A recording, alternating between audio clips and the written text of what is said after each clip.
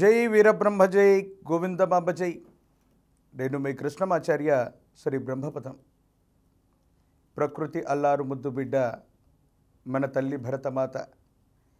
అరణ్య పర్వత జీవనది సుందర సాగర సుశోభిత పుణ్యక్షేత్ర ప్రాకార గోపుర నిర్మిత నిత్య కళ్యాణ శోభిత నిర్మలానురాగపూత మన తల్లి భరతమాత. ఇది వేదపుడమి, కర్మభూమి, ఎందరో మహనీయులు నడయాడినటువంటి పవిత్రమైనటువంటి ధరిత్రి ఈ భారతావని. అటువంటి పరంపరలో 400 సంవత్సరాల క్రితమే విశ్వభవితను చెప్పిన కాలజ్ఞాని జగద్గురు శ్రీమద్ విరాట్ పోతులూరి వీరబ్రహ్మేంద్ర స్వాముల వారు ఈనాడు కలియుగంలో ఎక్కడ ఏ వింత సంభవించినా, ఏ విచిత్రం జరిగినా, ఏ ప్రళయం వచ్చినా శ్రీ వీరబ్రహ్మేంద్ర స్వాముల వారు కాలజ్ఞానంలో చెప్పారని అంటూ ఉంటాం, వింటూ ఉంటాం. మరి బ్రహ్మంగారి యొక్క కాలజ్ఞానం అంటే వింతలు విశేషాల యొక్క పర్వమేనా? ఇందులో విశ్వ ప్రళయానికి సంబంధించినటువంటి అంతం గురించి ఏమైనా రాసి ఉందా? భగవద్గీతకి ఇన్ని అధ్యాయాలను, రామాయణ మహాభారత భాగవతాలకి ఇన్ని సర్గలను, కాండలను ఒక ప్రమాణం ఉంటుంది. మరి కాలజ్ఞానం ప్రమాణం ఎంత?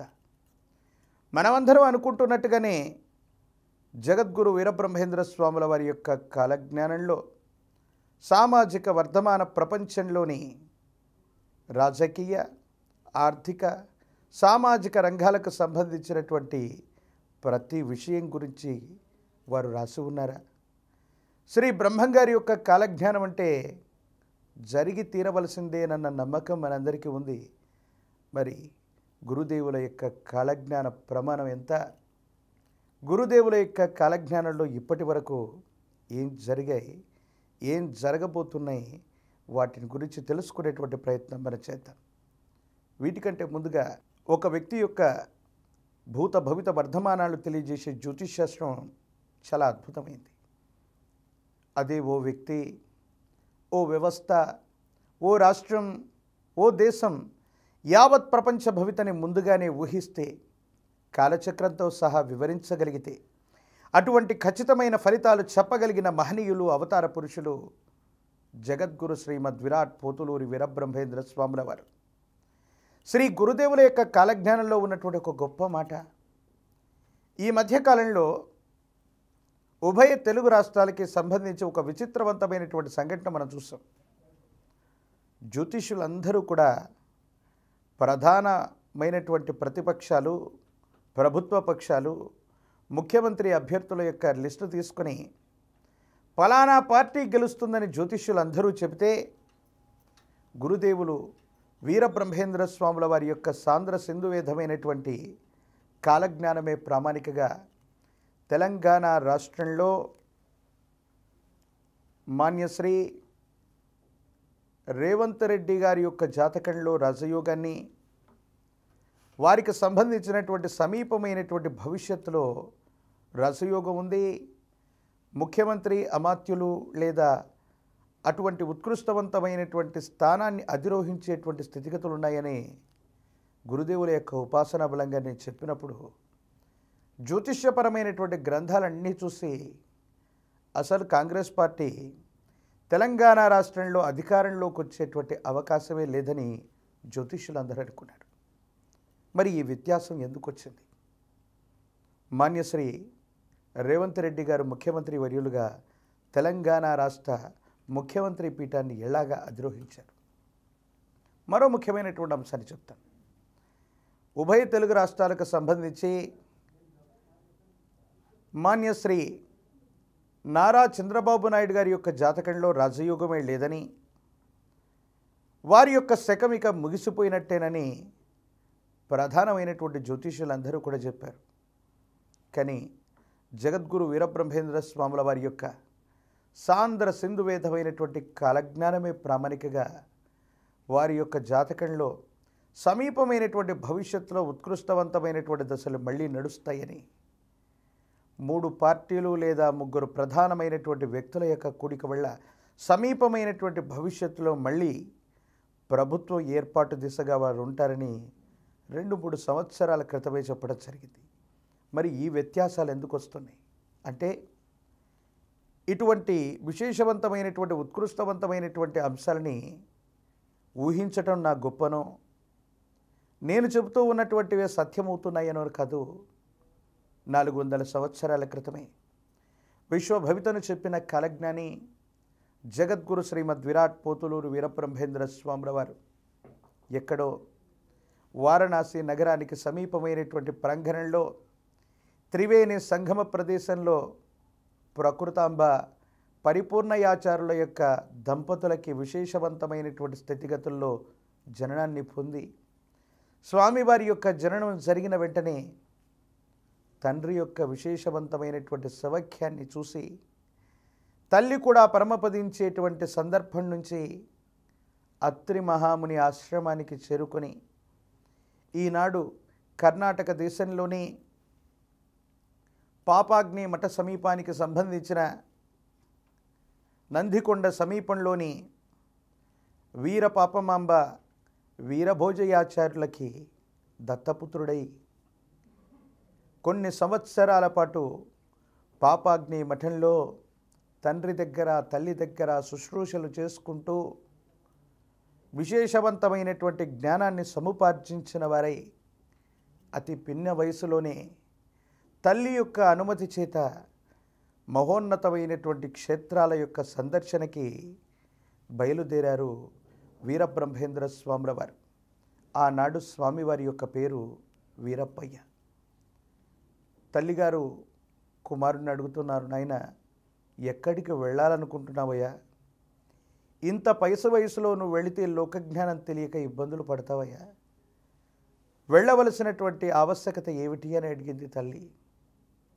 వెంటనే కుమారుడు వీరప్పయ్య ఇలా అంటున్నాడు, అమ్మా నాకు అన్ని విషయాలు తెలుసు అన్నాడు. ఏమి తెలుసు నాయనా? నీకు లోకజ్ఞానం తెలియదు నాయనా. ఈ కలియుగంలో ప్రకృతిలో జరిగేటువంటి వింతలు విచిత్రాలు ఎన్నో ఉన్నాయి. మనుషుల యొక్క మనస్తత్వాలు కూడా ఎన్నో ఉంటాయి. ఈ సమాజంలో మనుగడ సాగించాలంటే ఇంత పిన్న వయసులో నువ్వు వెళ్ళి ఎలా దేశాటన చేయగలుగుతావు? దేశంలోని ప్రముఖమైనటువంటి క్షేత్రాలని సందర్శిస్తూ ఆధ్యాత్మికమైనటువంటి మార్గంలో పురోగమించాలనుకుంటున్నావు మంచిదే, కానీ ఇంత చిన్న వయసులో నువ్వు అక్కడికి వెళ్ళటం సరైంది కాదేమోనని తల్లి అడిగితే ఒక్క మాట అన్నారు గురుదేవులు. అన్నాడు, అమ్మా నేనెవరో తెలుసు. నేను మీకు కన్న బిడ్డను కాకపోయినా నన్ను కన్న బిడ్డ కంటే ఎక్కువగా పెంచారమ్మా అన్నారు. ఆశ్చర్యం పొందింది వీరపాపమ్మ. ఆనాటి వరకు ఆ నిజం వేరొకరికి ఎవరికీ కూడా తెలియదు. వీరప్పయ్య కన్నబిడ్డననే ప్రతి ఒక్కరు అనుకునేవాళ్ళు తప్ప ఈ విషయం ఈ బిడ్డకు ఎలా తెలిసింది అనుకుంది. అమ్మ నువ్వేమాత్రం ఆశ్చర్యం పొందకు. నేను నీ బిడ్డను కాదన్నటువంటి సంగతే కాదు, నేను చిన్నప్పుడు, ఇంకా చెప్పాలంటే నవమాసాలు తల్లి యొక్క గర్భంలో పిండస్థ శిశువుగా ఉన్నప్పుడు ఏమేం జరుగుతుందోనో కూడా నాకు తెలుసు, ఏం జరిగిందో కూడా నాకు తెలుసుంది. నివ్వెరపోయింది వీరపాపమ్మ. వెంటనే మళ్ళీ చెప్పాడు ఇలాగా, ప్రతి జీవుడి యొక్క జీవన గమనంలో స్త్రీ పురుష సంగమం తర్వాత ఏర్పడబోయేటువంటి గర్భస్థ పిండం, ఆ మాంస పిండంలోకి జీవుడు చేరినటువంటి తర్వాత ఏ విధంగా అది పురోగమిస్తుంది, నవమాసాల్లో ఏ విధమైనటువంటి స్థితిగతుల్లో రూపాంతరం చెందుతుంది, ఏం జరగబోతుందన్నటువంటి విషయాన్ని విశదీకరించగానే వీరపాపమ్మ అనుకుంది, త్రికాల జ్ఞానములు తెలిసినటువంటి మహోన్నతమైనటువంటి యోగి పుంగవుడే నా బిడ్డగా వచ్చాడు. ఇది సాక్షాత్తు పరమేశ్వరుడి యొక్క అంశతోనో త్రిమూర్తుల యొక్క అంశతోనో భూత భవిత వర్ధమానాలు తెలియగలిగినటువంటి అద్భుతమైనటువంటి యోగి పుంగవుడిని నేను పుత్రుడిగా దత్తపుత్రుడిగా పొందానని పొంగిపోయింది. నాయన ఇక నీకు ఎటువంటి ఆక్షేపణలు లేవు, నువ్వు స్వేచ్ఛగా దేశంలోని ప్రముఖమైనటువంటి దర్శనీయ స్థలాలని నువ్వు సందర్శించవలసు అని చెప్పింది వీరపాపమ్మ. జగద్గురు వీరబ్రహ్మేంద్ర స్వాముల వారు అతి పిన్న వయసులోనే తల్లి యొక్క ఆనతిని తీసుకొని ఈనాడు ఉమ్మడి కర్నూలు జిల్లాలోని బనగానుపల్లె గ్రామానికి చేరుకున్నారు. ఆ బనగానుపల్లె గ్రామంలో గరిమిరెడ్డి అచ్చమ్మ గారింట గోవులను కాస్తూ వారిచ్చేటువంటి గోక్షీరాన్ని మాత్రం ఆహారంగా స్వీకరణ చేస్తూ సమీపమైనటువంటి ప్రాంగణంలో రవ్వలకొండలోకి వెళ్ళి గోవుల్ని కాస్తూ ఒక రహస్యమైనటువంటి ప్రదేశంలో గురుదేవులు విశేషవంతమైనటువంటి సాంద్ర సింధు వేదం కాలజ్ఞానాన్ని రచించాడు. ఈనాడు ప్రపంచానికి అది మార్గనిర్దేశకత్వం అవుతోంది. ఎప్పుడో 400 సంవత్సరాల క్రితం రాసినటువంటి గురుదేవుల యొక్క సాంద్ర సింధు వేదమైనటువంటి కాలజ్ఞానం ఎలాగా మనకి ఈ విధమైనటువంటి స్థితిగతుల్లో మార్గనిర్దేశకత్వం అవుతుంది? ఈ కలియుగంలో ఈ కాలజ్ఞానం యొక్క ప్రభావం ఏంటి? జ్యోతిష్యులు అంచనా వేస్తున్నటువంటి ఫలితాలు ఎందుకు తప్పుతున్నాయి? మీ అందరికీ కూడా మరో ముఖ్యమైనటువంటి అంశాన్ని చెప్తాను. గురుదేవులు వీరబ్రహ్మేంద్ర స్వాముల వారి యొక్క కాలజ్ఞానంలో ఒక గొప్ప మాట ఉంది. కలియుగంలో 5,000 గడిచినటువంటి మీదట పంచాంగములు పనికి మాలినవైపోవు, నవగ్రహంబుల నడక మారేను. అందుకనేమో జ్యోతిష్యులు లెక్క వేస్తున్నటువంటి ప్రకారంగా మనకు మహర్దశలు రావట్లేదు, అవుతుందనుకున్నటువంటి పనులు అవ్వట్లేదు, ఆలస్యమవుతున్నాయి లేదా వ్యతిరేకవంతమైనటువంటి ఫలితాలు వస్తున్నాయి. నేను శాస్త్రాన్ని తప్పుపట్టట్లేదు, జ్యోతిష్యుల్ని తప్పుపట్టట్లేదు, కానీ మనం వేసుకునేటువంటి గణితాల్లో తప్పనిసరిగా మార్పు రాబోతుందన్నటువంటి అంశాన్ని 400 సంవత్సరాల క్రితమే విశ్వభవితను చెప్పిన కాలజ్ఞాని జగద్గురు వీరబ్రహ్మేంద్ర స్వాములు వారు చెప్పి ఉన్నారు. అందుకే ఈ మధ్యకాలంలో సామాజిక మాధ్యమాల్లో జ్యోతిష్యం గురించి ట్రోలింగ్ మొదలుపెట్టారు. జ్యోతిష్యం మూఢనమ్మకమని, మూఢ విశ్వాసమని, జ్యోతిష్యాన్ని ఎవరు పడితే వాళ్ళు చెబుతున్నారన్నటువంటి ట్రోలింగ్స్ జరుగుతున్నటువంటి విషయాన్ని మీరందరూ కూడా చూస్తున్నారు. ఈ విధమైనటువంటి పరిస్థితి రావటానికి కారణం ఏమిటి అంటే, గురుదేవులు ఆనాడు హెచ్చరించినట్టుగా కలియుగంలో 5,000 గడిచినటువంటి మీదట పంచాంగములు పనికి మాలినవైపోవు, నవగ్రహంబుల నడక మారెను. ఈనాడు మనం కలియుగంలో ఏ సంవత్సరంలో ఉన్నాం కూడా మనకు సరిగ్గా అర్థమవ్వదు. మన దైనందిన జీవితంలో క్రీస్తు శకం, క్రీస్తు పూర్వం అన్నటువంటి 2 మాటలు తప్ప సనాతనమైనటువంటి ధర్మానికి సంబంధించిన కాలచక్రానికి ఎప్పుడో తిలోదకాలు వదిలేసినటువంటి పరిస్థితులు మనం చూస్తున్నాం.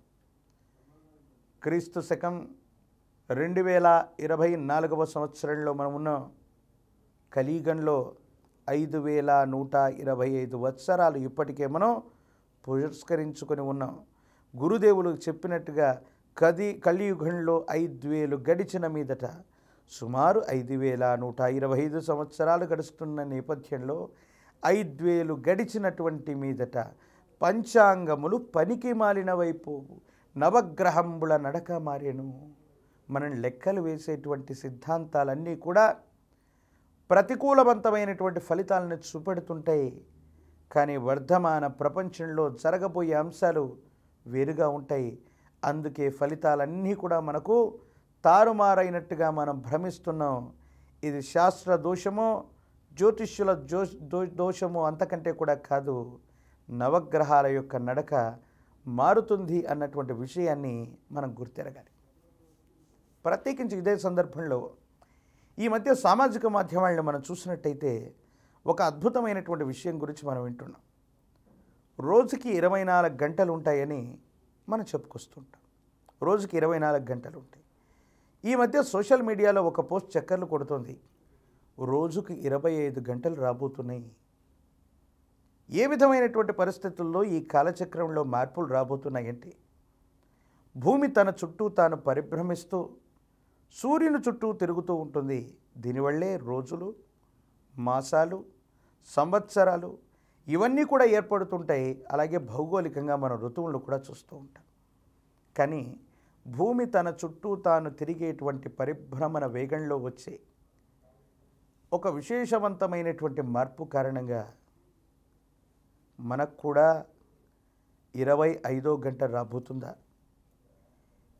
ఇప్పటికే శాస్త్ర సాంకేతికపరమైనటువంటి విషయాలు తెలిసిన కొంతమంది శాస్త్రవేత్తలు ఒక మాట అంటున్నారు.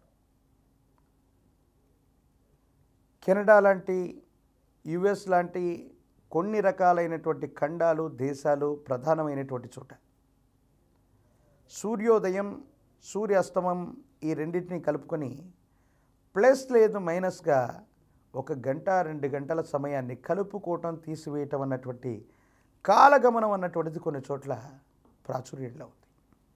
కానీ పాశ్చాత్య దేశాలతో పోలిస్తే భారతదేశంలో నిర్ణీతమైనటువంటి సమయాన్నే మనం రమారమిగా లెక్క కట్టుకుంటూ ఉంటాం. కానీ భారతదేశంతో సహా ప్రపంచ దేశాల్లో ఇక 25వ గంట మొదలు కాబోతుందేమో. మనం అనుకునేటువంటి కాలచక్రంలో కూడా మార్పులు వస్తున్నాయేమో. భూమి తన చుట్టూ తాను తిరిగేటువంటి పరిభ్రమణలో అవ్వచ్చు, ఈ నవగ్రహాల యొక్క నడతలో అవ్వచ్చు మార్పులు సంభవించబోతున్నాయి అంటే అవునని చెప్పాలి. చాలామంది జ్యోతిష్యం, మూఢనమ్మకం, జ్యోతిష్యానికి సంబంధించిన స్థితిగతి గురించి ఎన్నో మాట్లాడుతుంటారు. దాన్ని ఏమాత్రం కూడా నేను ఒప్పుకోను. ఎందుకంటే ప్రపంచానికి సంబంధించినటువంటి అంతరిక్ష సంస్థలు అవ్వచ్చు, అవి నాసా అవ్వచ్చు, లేదా భారతదేశానికి సంబంధించిన ఇస్రో అవ్వచ్చు, వేరొక ఖగోళం మీద పరిశోధన చేసే సంస్థలు అవ్వచ్చు. ఈరోజు గ్రహణం ఏర్పడుతుంది, ఈరోజు ఈ విధమైనటువంటి స్థితిగతుల్లో ప్రమాదకరమైనటువంటి కాంతిపుంజాలు భూమి మీదకి వస్తాయని వాళ్ళు చెప్తుంటారు.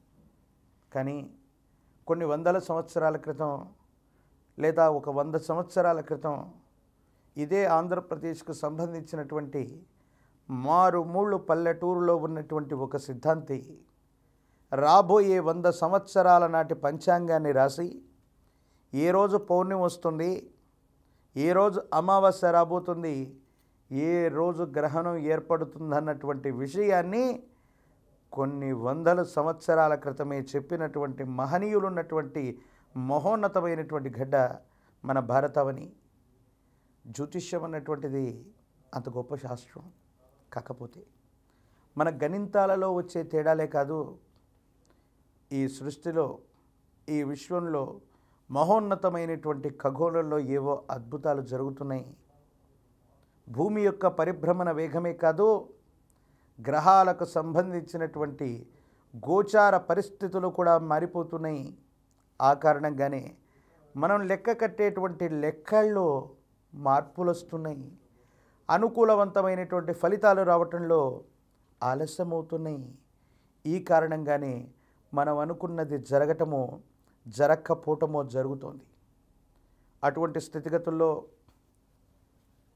గురుదేవుల యొక్క కాలజ్ఞానంలో మరో గొప్ప మాట చెప్పబడ్డది.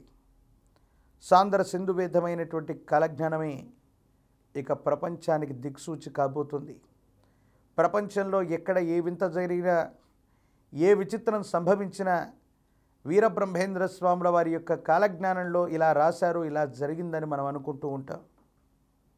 వాటిలో భాగంగానే ఉభయ తెలుగు రాష్ట్రాలే కాదు, భారతదేశం మొత్తం కూడా జరిగినటువంటి ఎన్నో రకాలైనటువంటి సంఘటనల్ని మనకు కళ్ళకు కట్టినట్టుగా మన ముందు వాస్తవాలున్నాయి. వాటి గురించి మనం తెలుసుకునేటువంటి ప్రయత్నం ఒకటి చేద్దాం. ఇటీవల కాలంలో ఈ శతాబ్దంలో ఎన్నడూ రాని విపత్కరమైనటువంటి పరిస్థితి ఒకటి వచ్చింది. అదేమిటో తెలుసా? కోరంకి అను జబ్బు 1,00,00,000 మందికి తగిలి కోడిలాగా తూగి సచ్చేరయ్య. ఈశాన్య దిక్కు నుండి విషగాలి వీచేను, లక్షలాది జనులు చచ్చేరయ్య. కోరంకి అను జబ్బు 1,00,00,000 మందికి తగిలి కోడిలాగా తూగి సచ్చేరయ్య అన్నటువంటి మాట మనం విన్నాం. 2019వ సంవత్సరం చివరిలో కోవిడ్ మహమ్మారి గురించి మనం విన్నాం. ఈ శతాబ్దంలో ఇంత గొప్ప తీవ్రమైనటువంటి విపత్తుని ప్రపంచ దేశాలు ఏనాడు కూడా ఎదుర్కోలేదు. భారతదేశం కూడా ఇటువంటి పెను సవాళ్ళను స్వీకరించడమే కాదు, మనకు మనంగా స్వీయ నిర్బంధంలో, లాక్డౌన్లో దేశం కొన్ని నెలల పాటు మగ్గిపోయినటువంటి ఉదంతాన్ని మనం చూసాం. అందరూ అంటుంటారు బ్రహ్మంగారు కాలజ్ఞానంలో కరోనా గురించి చెప్పి ఉంటే దీనికి నివారణ చర్యలు చెప్పారా లేదా? చాలామంది అడిగేటువంటి ప్రశ్న, చాలామంది మనసులో ఉదయించేటువంటి ప్రశ్న, అందరూ అనుకునేటువంటిది కూడా. గురుదేవులు కాలజ్ఞానంలో ఏం చెప్పారు? కోరంకి అను జబ్బు ఎంతమందికి తగులుతుంది? 1,00,00,000 మందికి తగిలి ఎలా చనిపోతారన్నారు? కోడిలాగా తూగి సచ్చేరయ్య. అసలు ఈ జబ్బు రావడానికి గల కారణం ఏంటి? ఈశాన్య దిక్కు నుండి విషగాలి వీచేను లక్షలాది జనులు చచ్చేరయ్య.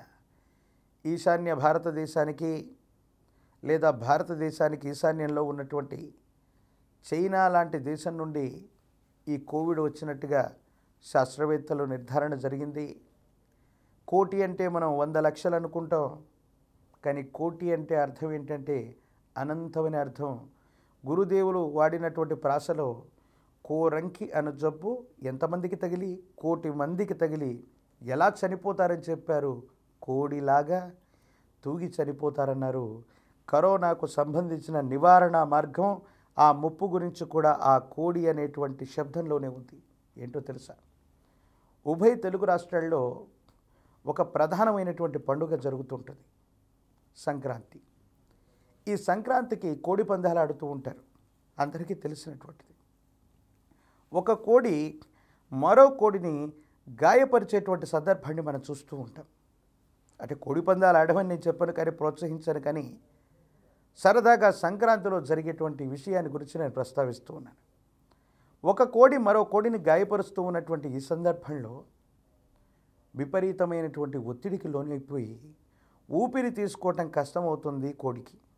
అప్పుడు ఏం చేస్తారో తెలుసా? మనిషి బయట నుండి కృత్రిమంగా వాటికి శ్వాసనిచ్చే ప్రయత్నం చేస్తూ ఉంటాడు.